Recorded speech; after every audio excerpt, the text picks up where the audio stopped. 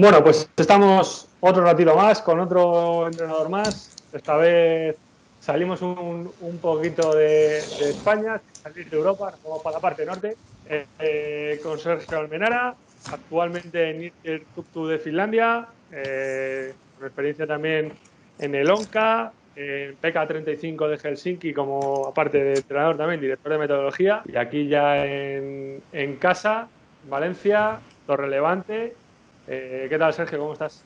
Hola, buenas tardes, ¿qué tal Álvaro? Muy bien, por aquí pasando la tarde. Échame las llaves. Pues nada, lo que te he comentado, ya hemos hablado alguna que otra vez, sobre todo más por redes. Ujú. Yo me está, o sea, viendo todo el material que se ha generado en el confinamiento, al final es una pasada, es brutal el material que se ha generado, pues bueno, echaba un poquito de menos, creo que se ha tocado poco el tema de la táctica y a mí, pues soy analista y me encanta, lógicamente, la táctica. Entonces, se vino esta idea a la mente de plantearos a diferentes entrenadores en diferentes categorías, países, un juego, porque al final estamos tratando de un juego, en el que en base a una serie de preguntas, pues más o menos os desenmascaréis, por así decirlo. O Ujú. sea, ver la faceta de entrenador más que la faceta de experiencia o la faceta de persona. Entonces, pues, si quieres, le damos, jugamos y lo que Perfecto, muy bien, adelante. Vea, pues la primera, como me dice un buen amigo, a degüello, en un sistema, en un contexto ideal que va a entrenar Sergio Almenara en un futuro, en el que el club va a ser un club top, mega élite mundial, vas a poder fichar al jugador que te dé la gana, todos los directores deportivos te van a querer vender, tienes recursos ilimitados, o sea, petrodólares, jequedólares, lo que quieras, vas a tener ahí todo lo que quieras. ¿Dónde es eso? Pues no lo sé, porque no Hay, os hay lo que diría. buscarlo, hay que buscarlo. Hay que buscar, hay que buscar. Mira en Google y no hay nadie así. No, Está, no, está ocupado, el puesto que hay está ocupado ya. sí, ¿no? Dentro de ese contexto ideal e irreal, Ujú. dime tu dibujo táctico, tu sistema ideal y por qué, sobre todo ese por qué. Bueno, para empezar, y empiezo ya puntualizando, ¿vale? Vale. Antes de mojarme. Como director de metodología que he sido aquí en Finlandia y también en Valencia, he de decir que, y lo suscribo y lo digo porque lo creo, ¿vale? Que al final el dibujo es algo que nosotros creemos que es importante y yo creo que tiene relativa importancia, ¿vale? Al final es el tipo de sujetos que ponemos en ese dibujo imaginario que tenemos y el cómo actúan, ¿vale? Y el cómo creemos que deben actuar y cómo al final actúan, ¿vale? Sobre el cómo entrenamos. Nada, te voy a poner lo que estamos utilizando en Interturku estos últimos 2 años, ¿vale? Que es un 1-3-4-3 o 1-3-5-2. También puede llegar a evolucionar en un 3-6-1, ¿vale? Eh, Más que nada porque es lo último que hemos estado trabajando y lo que nos está funcionando al final. De hecho, años anteriores, cuando no estaba en el cuerpo técnico que estoy ahora, había trabajado el 1-3-4-3 o el 1-3-5-2 solo a nivel ofensivo, defendiendo con un 1-4-4-2 o 1-4-2-3-1, ¿vale? Pero este año pasado decidimos no cambiar estructura porque éramos nuevos en el club, los jugadores no nos conocían, entonces si empezábamos a hacer evoluciones del sistema cuando atacábamos, o sea, variaciones del sistema cuando atacábamos o como defendemos, creíamos que era demasiado exigente para el futbolista, teniendo en cuenta que ya todo lo que traíamos ya era bastante cambio para ellos. Entonces no queríamos añadir un cambio extra. Entonces decidimos atacar y defender con el mismo sistema, 1-3-4-3, 1-3-5-2, depende de los futbolistas que tuviéramos o depende del rival que tuviéramos enfrente, ¿vale? Pero sí. ¿Y por qué? Pues primero porque una de las cosas que nos hemos dado cuenta es que por fuera, normalmente, la mayoría de equipos tienden a tener un lateral y un extremo, los que tienen estructura de 4, tienden a tener un lateral y un extremo, pero casi siempre uno de los dos, o muchas veces que despliegan el juego ofensivo, acaban teniendo uno solo. O bien se mete el extremo por dentro, o bien se mete el lateral por dentro y el que gana amplitud es el extremo. Al final utilizan uno en el carril lateral, ¿vale? Uno en cada banda, me refiero. Entonces, si tú tienes un jugador claro, que tenga un jugador que sea claramente esa posición y que busques ese tipo de características que va a tener que desempeñar dentro de ese carril, yo creo que al final es mejor o es más fácil acertar en uno que tener que acertar en dos Perfectamente. futbolistas. O sea, un extremo que pueda jugar por fuera, pero que también en determinados momentos pueda jugar por dentro, es más difícil o un lateral también, ¿vale? Es más difícil que encontrar un jugador que tenga proyección ofensiva y que pueda jugar por fuera todo el rato, ¿vale? Entonces, al final, digamos que es uno de los razonamientos. También, que juegas con tres atrás, juegas, digamos, con más seguridad defensiva, pero a la vez tienes más opciones de incrementar el riesgo a nivel ofensivo y defensivo, ambos. Tienes más capacidad, en mi opinión, según la estructura de realizar vigilancias ofensivas cuando estás en ataque. Ujú. Y luego arriba, eh, digamos que tienes más opciones digamos, de tener descolgados porque te puedes armar con un número mayor.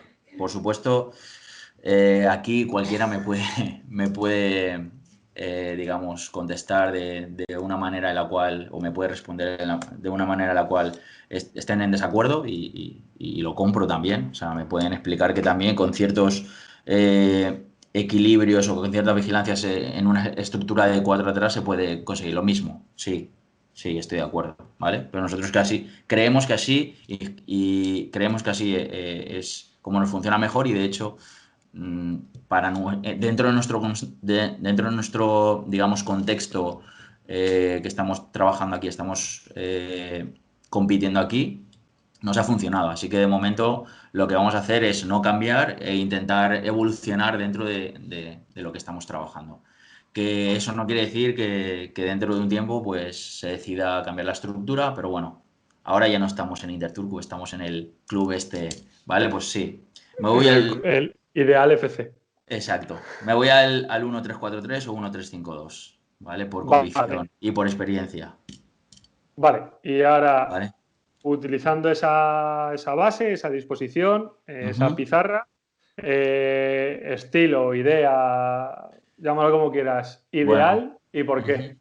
Bueno, al final, no sé a quién se lo escuché, no sé si era Cruyff, Guardiola, no sé quién fue, la verdad no me acuerdo, pero sí que escuché que al final el futbolista se hace futbolista por el balón, ¿no? Ujú. Entonces, a nosotros nos gusta tener el balón, a mí me gusta tener el balón, y...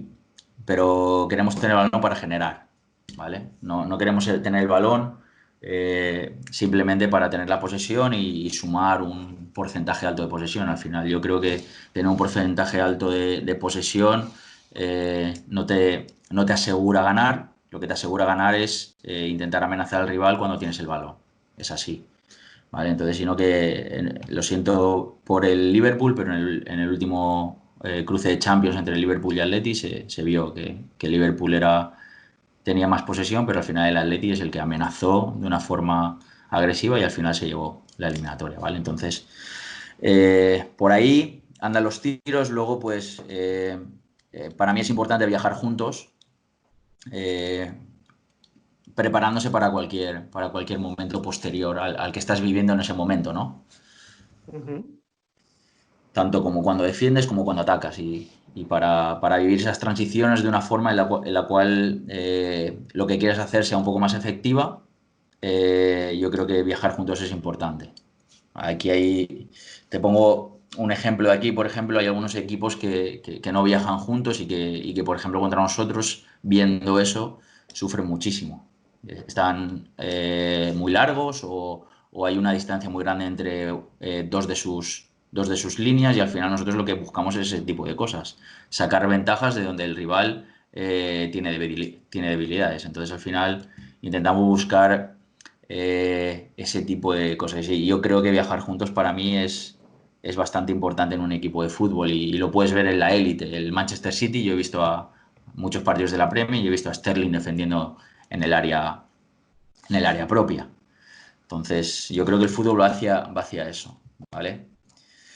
Eh, Aspecto defensivo, defender lo más lejos de nuestra portería posible, Ujú. como premisa.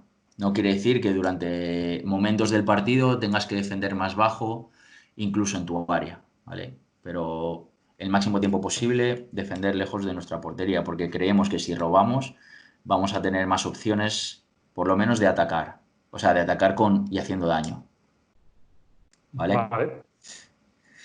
Eh, Luego, atacar o contraatacar rápido. Al final lo que buscas es que sacar provecho de una mala organización de la estructura del rival. Entonces, cuando robas balón, pues intentar hacer ataques rápidos, intentar sorprender al rival, que, que en teoría no está a no ser que ellos también sean buenos en vigilancias, pues en teoría tienes que tener ventaja ahí, ¿vale? Es el Ventaja. momento que están más desprotegidos. Exacto, ventaja teórica, ¿vale? Luego en los partidos pasan mil cosas. Y luego encontrar ventajas, ¿vale? Con balón, o sea, no dormir el balón, lo que he dicho antes, generar, encontrar ventajas y a partir de ahí, no sé cómo decirlo en castellano, pero bueno, impulsar al equipo, darle un cambio de ritmo que el rival no pueda contrarrestar ni habilitarnos, ¿vale? O sea, al final es encontrar esa ventaja y a partir de esa ventaja tiene que ser el punto de inflexión de nuestro ataque. O sea, al final lo que hacemos es tener la posesión para mover la estructura del rival y en el momento que mueves esa pieza que te permite que tengas esa ventaja, cuando tengas esa ventaja tienes que matarlos. Tienes que intentar desequilibrarlos de una forma grave, digamos. ¿Vale? Ujú. Y poco más. Ser efectivos en el balón parado a nivel ofensivo y defensivo me parece muy importante. Y ser efectivos también en la evolución del balón parado. ¿Qué pasa después de un córner? ¿Qué pasa después de una falta lateral? ¿Qué pasa después de un saque de banda? Perfecto. Me gusta además ese último detalle, el que el futbolista esté metido dentro de la jugada, dentro del partido y que no porque, no, he sacado un córner, pero es que no me llega a mí porque el balón es pasado a segundo palo, por ejemplo, porque entra un compañero a remate, X, no, yo ya me he hecho mi trabajo. No, no, tío, tú no has hecho tu trabajo. O tía, tú no has hecho tu trabajo. Tu trabajo sigue hasta que el balón ese no decide salirse por fuera o entrar en la portería, que es al final lo que buscamos todo. Tú sigues currando, porque al final ese momento de desconexión, ¿cuántas veces hemos visto que hay un equipo, ya no en minutos finales o en situaciones propicias, pues en una eliminatoria, ¿no? Donde tienes que atacar prácticamente con todo, sin dejar a nadie Ujú. cerrando, pero que Sí. lanzas un córner y te están pillando la espalda porque X se ha dormido y dices tú, la madre que le parió, que me la ha liado. Y te atacan por ahí y te llegan a finalizar, incluso a tu propia portería. No, al final yo creo que son niveles de atención-concentración lo que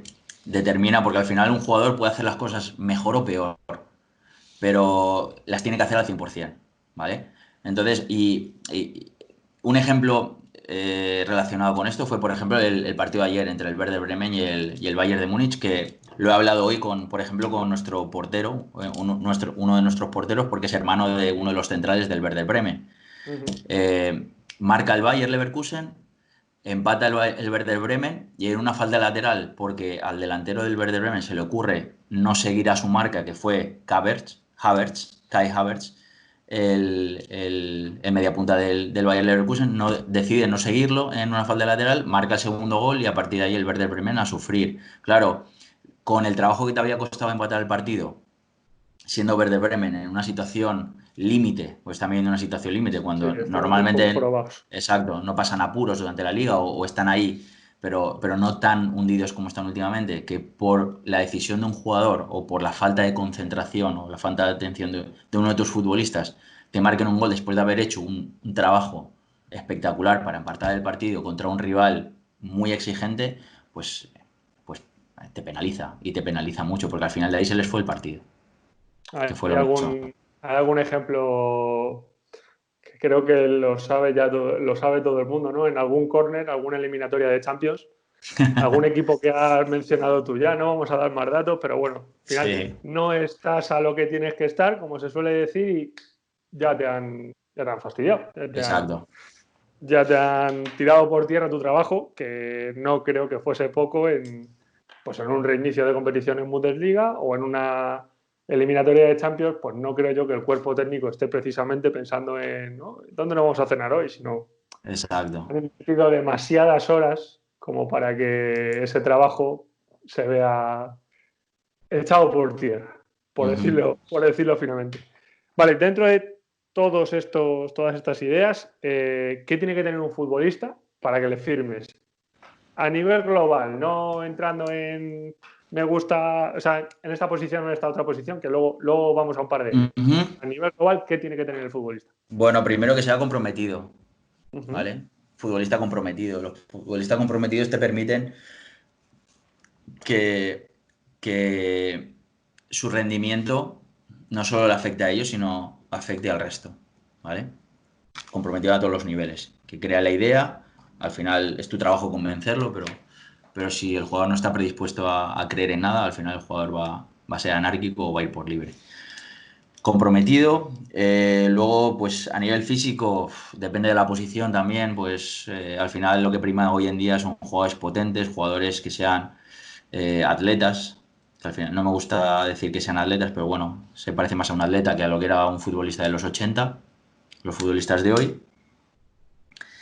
Y luego jugadores con gran capacidad predictiva, ¿vale? Que sepan leer de antemano o que tengan la capacidad de lectura espacio-tiempo con unos segundos de antelación o con un segundo de antelación. Esto que te hace aparecer en el espacio ideal, en el momento ideal.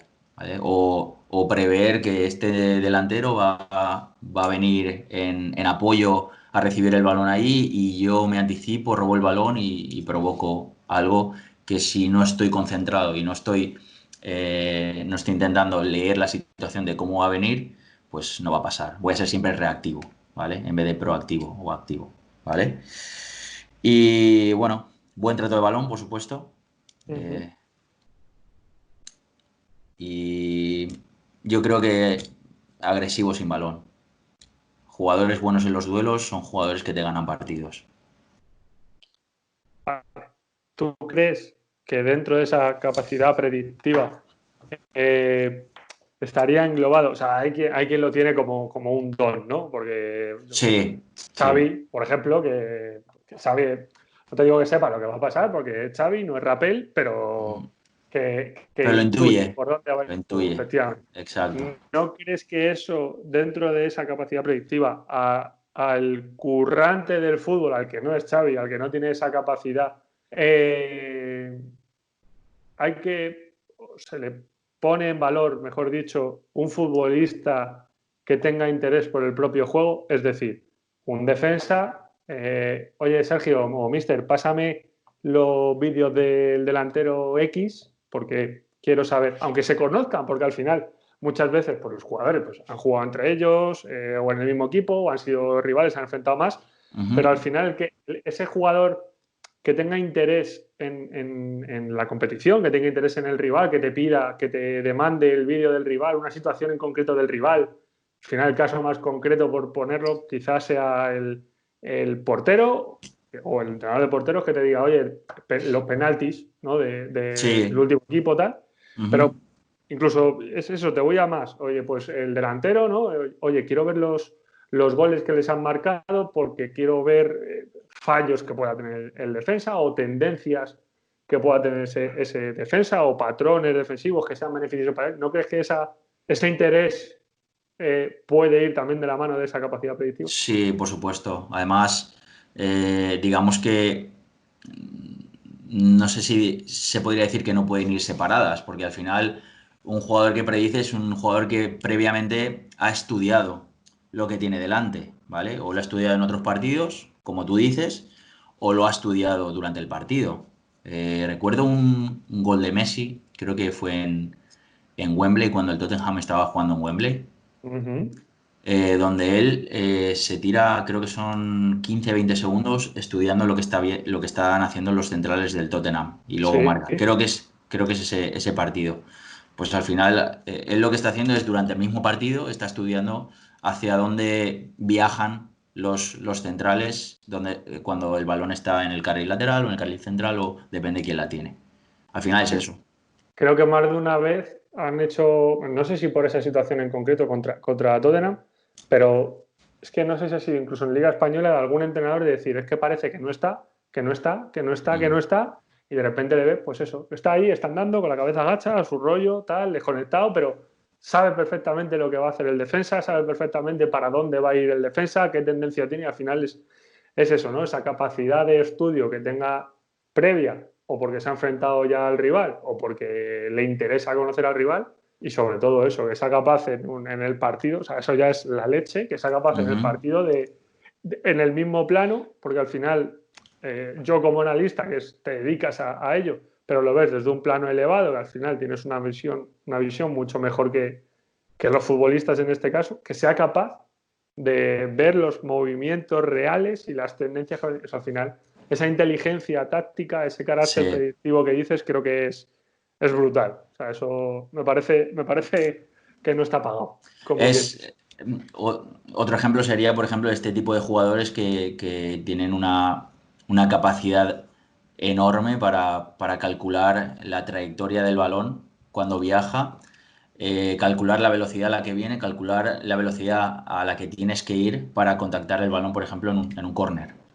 O sea, hay jugadores que tienen un don en el cálculo de esas trayectorias y en el cálculo de los timings. Entonces, eso al final es un don, es más intuitivo que predictivo, pero al final es trabajarlo también, es haberlo vivido muchas veces y aún así es algo que te viene de dentro y que tienes esa capacidad. Esa es la típica del comentarista de siempre llega un segundo antes. Claro, llega un segundo antes porque sabe lo que tienen que hacer, saben esa coordinación. Imagino que, vamos, como hacemos todos, ¿no? En los movimientos de balón parado, sobre todo, que cuando levantas el brazo, esperas X segundos, pégale, tal, y al final esos movimientos, claro, ese movimiento en un balón parado, en un reinicio de juego, es relativamente sencillo hacerlo. Ujú. Lo difícil realmente es a balón corrido y mientras que está el propio partido, con un defensa central, un Sergio Ramos, un Diego Godín, un Carlos Puyol, que sepa en qué momento el balón va a pasar por ahí, tu pierna no, y entonces llego ese medio segundo antes, no es falta y te he robado el balón. Ujú. Y lo complicado al final es también eh, calcular porque yo al final me pongo a hablar con los jugadores y cuando hablas con los jugadores te dan muchísima información. Entonces ellos te dicen, no, pero es que cuando el balón está subiendo no te da mucha información. Es en el momento donde alcanza el punto más alto, es cuando te está empezando a dar información de dónde va a caer. Y digo, bueno, hay algunos jugadores que también tienen esa capacidad de leer hacia dónde va a caer el balón cuando está en su periodo en su parte de En su ascensión, vida. ¿no? Sí. Entonces es algo que lo vives como futbolista, que no te das cuenta, pero luego cuando eres entrenador lo analizas o lo intentas analizar y te das cuenta que hay jugadores que tienen esa cualidad y que buah, si lo tienes en tu equipo es una gran ventaja. Si mezclas 7 o 8 de esos, se te va el presupuesto de todo el club prácticamente. En este ideal no, porque vas a tener toda la pasta que quieras y puedes firmar Sí, a sí, sí. 25 jugadores con esa capacidad. Exacto. Pero si en cualquier equipo mezclas 7 o 8 jugadores que tal, está claro que va a ser tu unidad A, como se suele decir, pero vamos, eso es brutal. Nada, eso. Has hecho un poco Uno, referencia dos. antes. Dime. Sí, dime, No, dime. no, te decía, antes en la parte del estilo has hecho un poquito referencia ya a ese movimiento, esa fase defensiva del juego, ¿no? En el que por descontextualizar realmente, porque ahí, bueno, el fútbol es un todo y no lo puedes dividir. Entonces, para hacer referencia solo a una fase y que no me digas, no, es que depende de cómo hayamos atacado. Mm, sí. Eh, Antes del partido en pizarra, a tus futbolistas en el vestuario, ¿dónde le marcas las dos líneas y le dices, fase defensiva, de aquí para arriba no es necesario y de aquí para atrás ni se os ocurra? Por lo que has dicho antes, imagino que es altito y presionar. Totalmente. Totalmente, intentar ahogar al rival y provocar, primero intentar robar como primera opción, segunda opción eh, provocar el error y tercera opción que no progresen, pero lo más Vale. arriba posible. Pues Luego me estoy también apuntando. es lo de siempre. Depende de qué tipo de jugadores tengas para presionar. Hay veces que no tienes los jugadores adecuados para presionar arriba. Y ya no te hablo de centrales que puedan defender espacios grandes, sino de delanteros que no puedan hacer movimientos de presión alta intensidad de forma repetida. Sí, no, al final que no tenga esa capacidad de lectura o que no sea sacrificado en ese momento de decir, olvídate de balón, vete al emisor del balón, por así decirlo, al ¿Mm? que ha ejecutado el pase, ciérrale, que no vuelvan ahí, oblígales, al final es difícil. O al revés, Álvaro, que tengan esa capacidad volitiva, pero que luego no sepan cómo cerrar un pase. Por ejemplo, el año pasado, no voy a decir nombre, pero nos enfrentamos a un rival donde uno de los delanteros me di yo cuenta en el análisis del rival, me di cuenta que uno de los delanteros no cerraba nunca línea de pase, saltaba a corazón.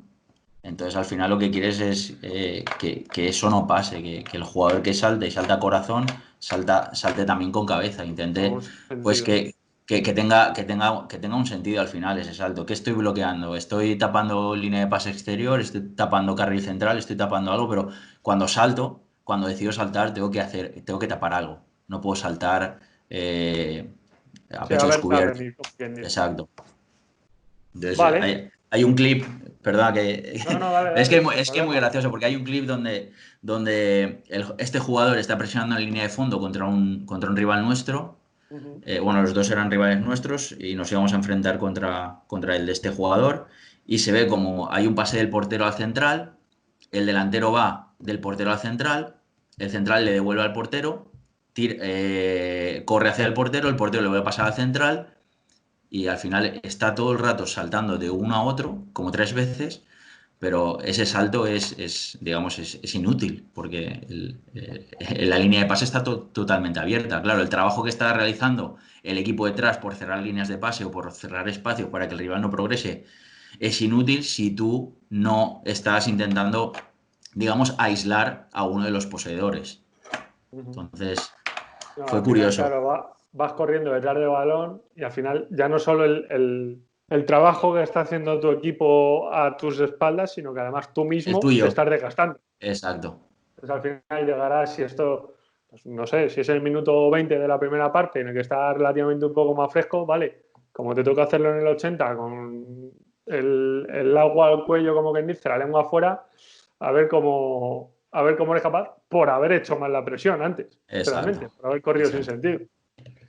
Vale, pues dentro de ese dibujo del ese sistema, esas fichitas que hemos puesto en pizarra, ahora sí nos metemos un poco más en una posición específica. Ese jugador por fuera que, bueno, tú utilizas un carrilero o un jugador exterior para todo el carril, llámalo como quieras, qué tiene que tener? Bueno, he apuntado aquí dos cositas, una a nivel ofensiva y otra a nivel defensiva, Ujú. ¿vale? A nivel ofensivo, pues que tenga recorrido y que tenga un centro exquisito. Vale, Al final te va a dar muchos goles, o te va a dar mucha ocasión de gol, que te va a generar luego un córner, una segunda jugada, una situación donde el rival esté en problemas, ¿vale? Y a nivel defensivo, que tenga capacidad para, eh, digamos, convertir los dos contra unos en unos contra unos, vale. O sea, para ¿vale? secar a un rival. ¿Perdón? Así es. Esa capacidad de secar a un rival, de Sí, quedarte con uno y generarte esa ventaja, exacto, por así decirlo, esa de igualdad. que tengas una situación defensiva de 2 contra uno, que normalmente pasa cuando juegas con ese tipo de sistema a nivel defensivo, el rival te busca fuera con una superioridad numérica y necesitas un jugador que te sepa generar esa desventaja hacia el rival, o sea, que tenga un 2 contra uno defensivo porque te lo sepa convertir en uno contra uno. Y a partir de ahí, cuando está sobre todo defendiendo en bloque bajo, que tenga una gran capacidad para bloquear los centros. y cambiamos de perfil. El Vale. delantero, esa punta. Pues esto es muy ideal, pero bueno, que Sí, sepa sí, jugar. claro. O sea, estamos aquí que tú eres, no sé, no me acuerdo si sí o no, Leonardo o Antero Enrique y puedes fichar lo que te dé la gana, o Vale. sea, lo que quieras. Pues que sea bueno jugando de espaldas, pero que tenga capacidad para jugar de espacio también. Y luego, a nivel defensivo, una cosa que creo que es, entre otras muchas, creo que es muy importante para los tres de arriba, ¿vale? Y es generosidad, ser generosos. Cuando tienes un jugador que es generoso en la presión, cuando tienes un jugador que es generoso en el ataque de espacios para fijar a rivales o hundir líneas o separar líneas, tienes muchísimo ganado. O sea, que tenga esa capacidad de sacrificio para El beneficio de los perjudicial demás, para él a lo mejor, pero que sea en beneficio para el conjunto del equipo. exacto. A lo mejor es beneficioso para él, pero no en una primera jugada, sino en una segunda acción. Y eso, Ya. hablando con algún entrenador, me dice, no, no, es que tú, o sea, al delantero, ¿no? Tú ves, tú estate ahí y ves ahí que no te gusta. Si sabemos que no te gusta, ves, pero te va a llegar el balón, vas a estar cerca de portería y vas a tenerlo mucho más fácil para juntar Ujú, con 12, 15 goles al final de temporada y al final es lo que te gusta, ¿no? ujú. Nosotros tenemos un caso en el equipo, y ya te estoy hablando de un equipo real, donde tenemos uno de los mayores talentos de aquí de Finlandia, que juega de media punta, y tiene un problema. O sea, tiene una virtud muy grande, que es a nivel técnico es muy bueno y luego es muy generoso, pero luego Ujú. cuando tenemos balón tiene un problema, que quiere estar muy cerca del balón todo el rato y quiere estar todo el rato donde está el balón. Entonces no sabe pararse.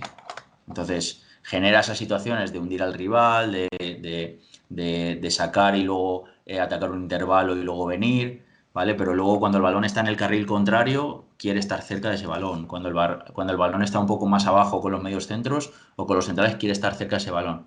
Entonces hay que buscar también el equilibrio entre los que son generosos y los que son demasiado generosos, ¿vale? Vale.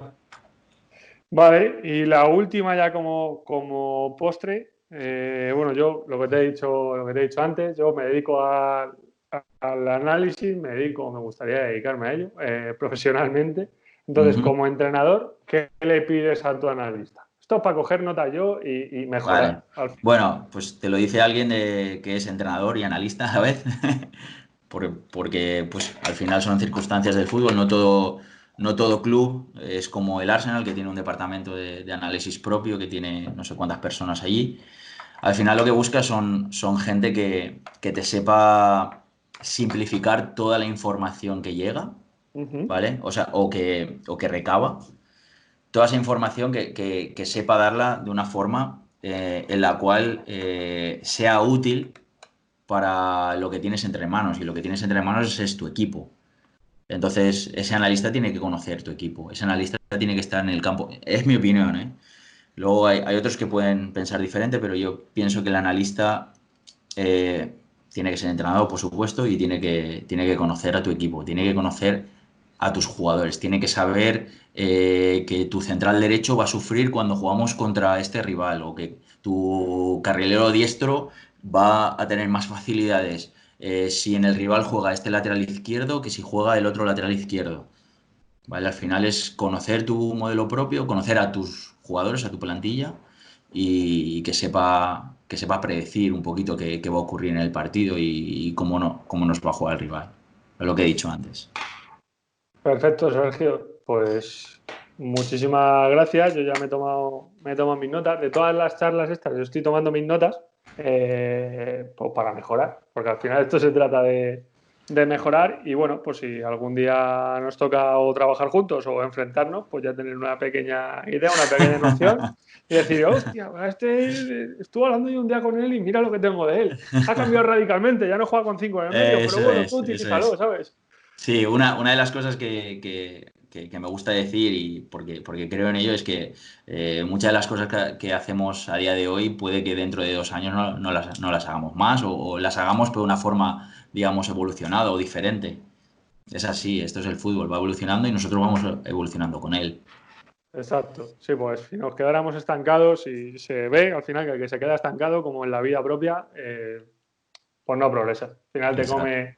la bola de nieve, por así decirlo, por poner un símil, te termina arrastrando y eres parte de esa bola de nieve y luego ya salir de ahí está complicado. Está Sergio, complicado. muchísimas gracias. Muchísimas gracias a ti, Álvaro, por esta iniciativa y espero que se junte mucha gente para esto. La verdad es que es una forma distinta de hablar de fútbol y de hablar de táctica, que es lo que has dicho antes.